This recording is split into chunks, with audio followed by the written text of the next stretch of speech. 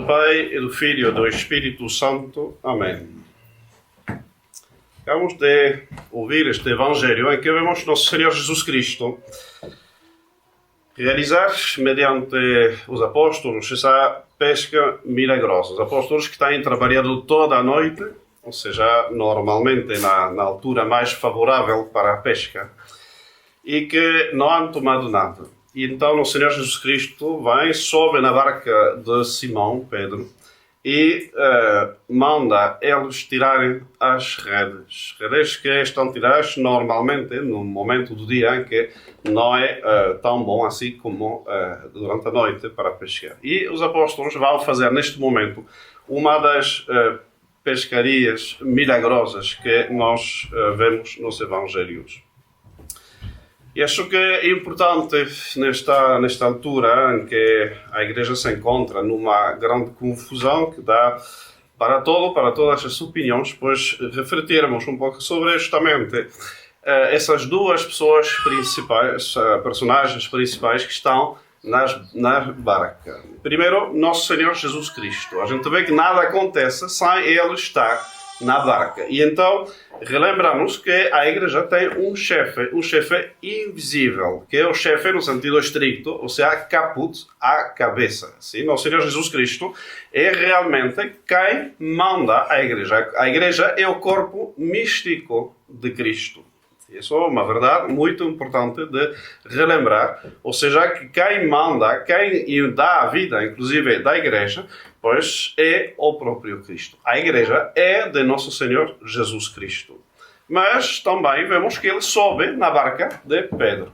Sim, não é por acaso, havia várias barcas. Nosso Senhor Jesus Cristo, através deste sinal, pois mostra-nos uma verdade, outra verdade de fé, que é, pois, a instituição divina do papado, em que Nosso Senhor Jesus Cristo, chefe, cabeça invisível da Igreja, invisível no sentido que já não está cá fisicamente na terra, senão que está no céu, pois deixa-nos um chefe visível, que é o Papa, que vai fazer, como vamos ver, às vezes de Nosso Senhor Jesus Cristo. Então, como disse, é bem importante termos as ideias claras e não deixarmos guiar por impressões, por sentimentalismos, por, não sei, alguma confusão assim doutrinal, mas ter, pois, elementos sérios, doutrinais sobre essas questões para não andar disparando por todos os lados. Então, o chefe invisível da Igreja é Nosso Senhor Jesus Cristo. Quando Nosso Senhor Jesus Cristo institui Pedro como o primeiro Papa, diz isto mesmo: tu és Pedro, e sobre esta pedra, fazendo uma espécie de jogo de palavras, sim, e sobre esta pedra fundarei a minha igreja. Ou seja, não a tua igreja, não, a minha igreja. Sim, então vemos bem esses dois elementos. Nosso Senhor Jesus Cristo, que é o chefe, sim, ele institui Pedro, e para governar a sua igreja, a igreja de Nosso Senhor Jesus Cristo. Por isso é que o Papa é chamado também de vigário de Cristo. Vigário significa, vem do latim, vices agere, quem faz às vezes de. Ou seja, em termos, se calhar, mais comerciais, mais comuns, pois o Papa é o gerente da igreja. Gerente é a pessoa que o proprietário deixa para administrar, na sua ausência, um negócio. O gerente, evidentemente, recebe o negócio tal e qual está pelo dono e ele administra esse negócio. Sim. Não é transformado no dono do negócio. Ele é um gerente. Faz, às vezes, em termos eclesiásticos, é um vigário. Sim. Quem faz, às vezes, de Cristo.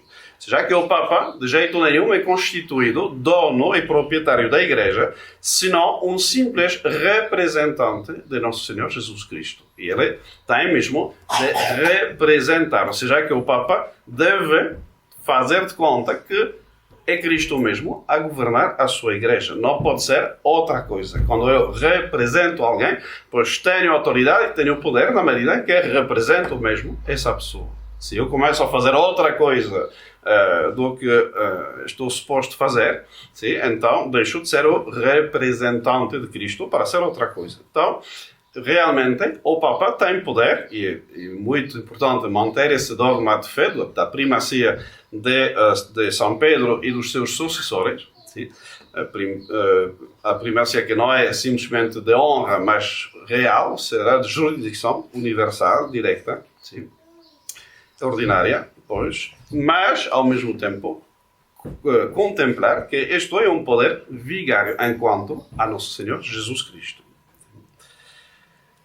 Segundo ponto, a Igreja está fundada por direito divino sobre o primado de São Pedro. Isso está definido especialmente no cânon 218 do direito canônico de São Pio X, de 1917, sim, que foi transmitido logo aos seus sucessores. E isso, o direito canônico nos dá os limites para os assuntos de fé e de moral e para o governo e a disciplina.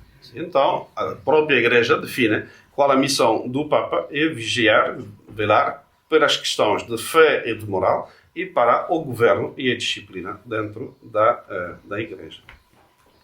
Especialmente no que diz respeito à fé e à moral, o Papa goza do carisma da infalibilidade. O que é que significa isto? Porque hoje em dia, pois, temos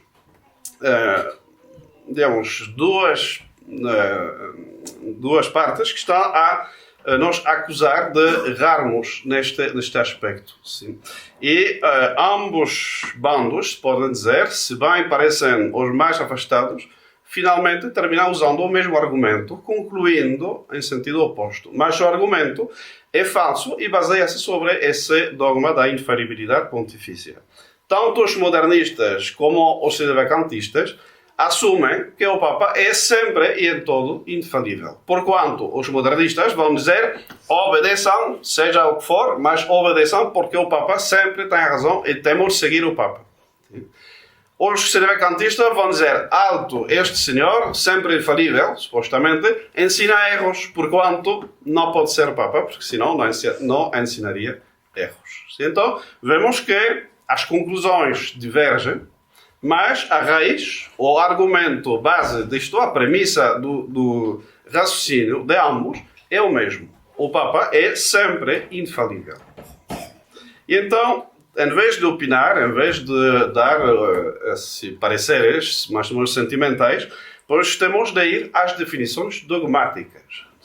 Quando se trata de tomar uma atitude, não se trata de sentir ou de opinar, se trata de ir a ver o que a Igreja ensina a respeito disso. A infalibilidade pontifícia tem sido definida, de fé católica definida, porquanto é um dogma de fé, sim, na Constituição Dogmática Pastor Eternos do Vaticano II, lá pelo ano 1870. Ou seja, que não é uma verdade que a gente possa puxar ou acomodar do jeito que mais convém para a sua argumentação. A gente tem de ir mesmo ao dogma e ver que é o que a Igreja ensina para não exceder-se ou não ficar por debaixo do alcance desta definição dogmática.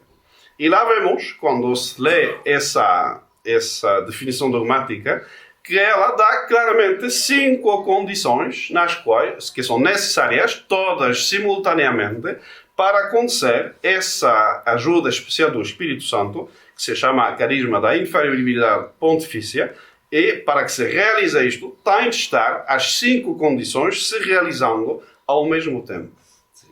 Então, quais são?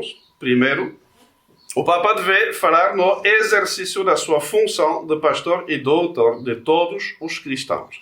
Ou seja, não é porque o Papa, dentro de um avião qualquer, esteja a falar assim de coisas e outras, que ele fará explicitamente como pastor e doutor de todos os cristãos. Tem de ser manifestado a fala como sucessor justamente de São Pedro e vigário de Cristo. Tem de ser explicitamente formulado.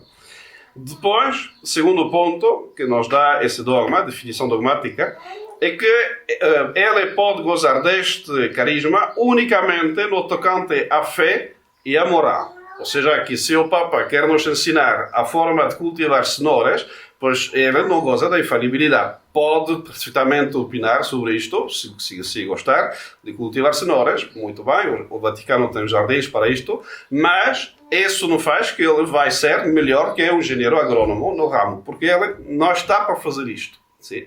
o seu assunto é o tocante à fé e à moral. Porquanto, se ele falar de outras coisas, mesmo na sua política, não é infalível. Terceiro ponto, essa doutrina não deve ser apenas ensinada, senão imposta, que são duas coisas diferentes. Agora estou a ensinar algo, muito bem, mas eu não tenho o poder, como simples sacerdote, de impor uma doutrina. Sim? Eu posso repetir a doutrina católica e por isso que os sacerdotes devemos, para poder pregar, ter o mandato do nosso superior, o bispo diocesano, no caso dos sacerdotes diocesanos, no nosso superior religioso, no caso das congregações e ordens, mas o sacerdote repete uma doutrina, ele ensina. Mas uma coisa é ensinar, outra coisa é definir, outra coisa é impor algo para ser crido como obrigatório de fé por todos os fiéis. Então, essa imposição está em ser também manifesta. Não é gostaria que os fiéis católicos pensassem sobre este tema. Não. É nós, com autoridade, como dizemos antes, dos apóstolos São Pedro e São Paulo, é só ver qualquer fórmula dogmática, vá lá a última Assunção de Nossa Senhora, ver como está o texto, e não cabe dúvida alguma, sim, de que Pio XII falava como sucessor de Pedro, que é uma verdade de fé, a Assunção de Nossa Senhora, e que ele quer não apenas propor essa verdade para o assentimento dos fiéis, senão que impõe esta verdade como um dogma da fé católica, pelo qual, pois, quem acreditar nesse dogma da Assunção, por exemplo, é católico, quem não acredita deixa de ser católico. Então, é não um simples ensino, é uma imposição. Ou seja, eu defino e quero que, como sucessor de São Pedro, pois, que os fiéis passem a acreditar nisto. Quarta condição, que expõe o dogma da infalibilidade pontifícia, é que esta obrigação tem de ser universal. Ou seja, que, por exemplo, um documento em que o Papa se dirige aos queridos fiéis da França ou aos queridos fiéis da China, pois não é, de por si já, antes de começar, não é possível gozar da infalibilidade. Tem de se dirigir a todo o orbe católico, não apenas a uma nação, não apenas uma diocese, não apenas uma congregação. Tem de ser mesmo algo que é universal, ou seja, para todos os fiéis católicos, sem exceção alguma, sem restrição. E quinta condição, sim, que talvez não são todas importantes, obviamente, mas hoje em dia é muito importante relembrar esta, sim, que este ensinamento seja conforme à tradição. E vou ler, porque vale a pena, neste caso, citar exatamente o texto.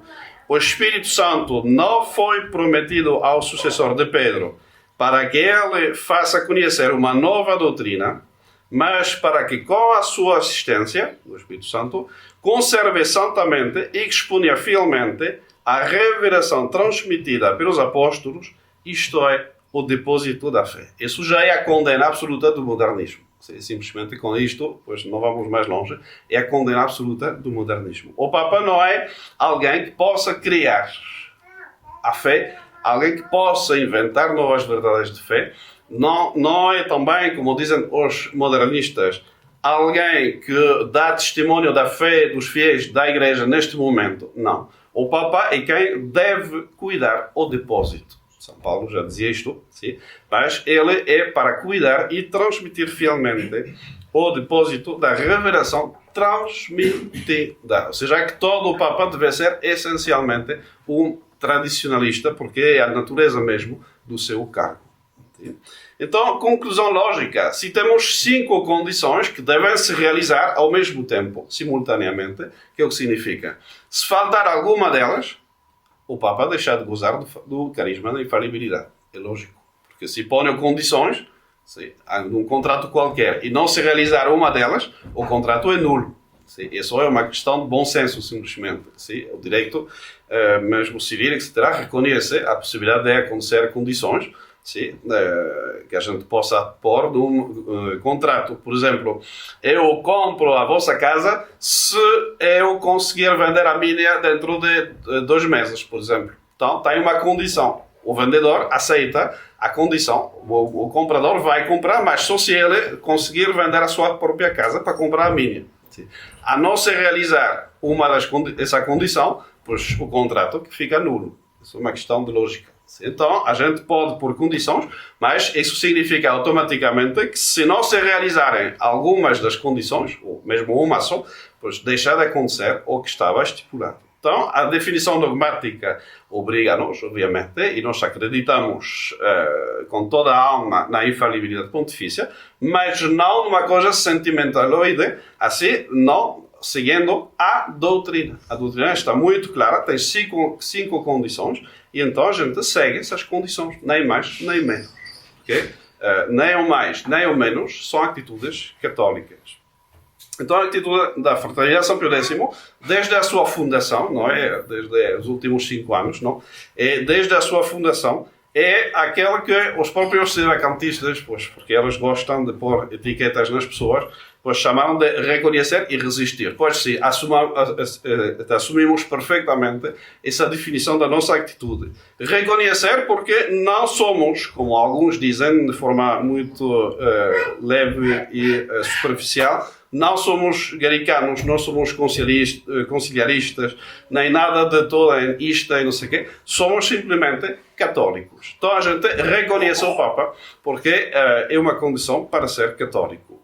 E resistir, sim, porque a gente pode, justamente porque somos católicos, não podemos receber uma fé transtornada, mudada, transformada. E então, por sinal, pois essa atitude de reconhecer e resistir é a única que está na revelação divina.